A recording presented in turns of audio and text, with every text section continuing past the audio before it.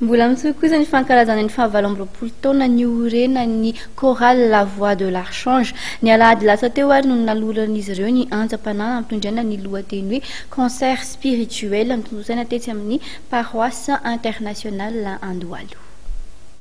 Ny fitoriana ny filazantsara amin'ny alalan'ny hira no antom-pisian'ny chorale La Voix de l'Archange. Tetsy amin'ny paroisse internationale Andohalo ary no nanaovan'ny antsa-panahy izay efa voafaritra ao anatin'izao taom-pankalazana ny fahavalo amby roapolo taona ny orenan'izao. Karazana kadona samihafa no norenesina tamin'izany.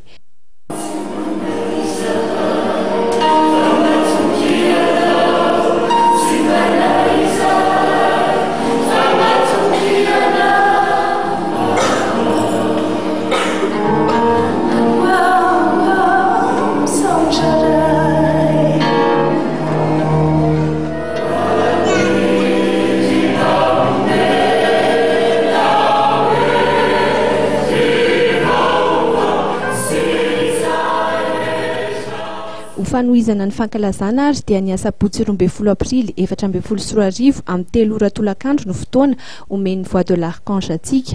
Etsika hitondrany aminao ireo gadona sy hira noforon'ny mpamorona malagasy. Ho hira malagasy ranoray no andravaka io fotoana io izay ho tontosaina etsy amin'ny fitoeran'ny kolontsaina malagasy IKM etsy Antsahavola ny asabotsy 12 aprily ho avy izao.